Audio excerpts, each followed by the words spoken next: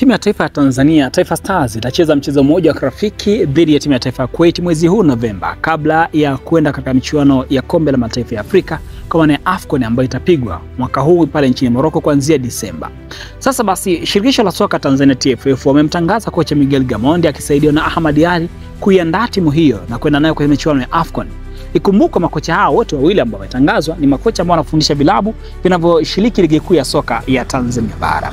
Ahmad Ally kocha wa JKT, lakini vile vile pia Miguel Gamondi kocha wa timu ya Singida Black Stars.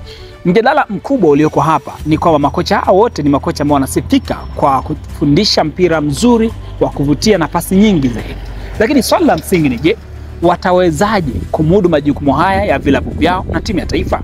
Ikumbukwe Singida Black Stars wana jukumu la michuano ya kombe la shirikisho barani Afrika, hatua ya makundi ambao watacheza kuanzia mwezi Novemba mpaka mwezi Februari kumaliza.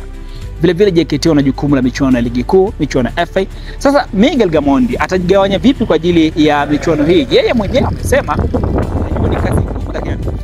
Je, unaona hiki ambacho kinafanyika cha makocha wa vilabu kuwa makocha wa timu ya taifa kinaweza kuisaidia timu yetu kutoka kwenye hatua moja kwenda hatua nyingine? Lakini je, unataraji nini? Ama unataraji kitu gani kukiona kipya kwenye timu yetu ya taifa? Hususan kwamba ikiwepo wachezaji baadhi ambao wamerejeshwa, ikiwepo Kevin John, mshambuliaji wa Kitanzania anacheza kule Denmark, amerejeshwa kwenye kikosi cha timu ya taifa ya Tanzania. Atakwenda kuongeza nini? Nini ambacho unataraji kukiona kwenye michuano ya AFCON ambacho Stars watakwenda kukifanya? Tuandikie maoni yako. Hii ni Travel TV, mimi ni Mbushi Kwelasi.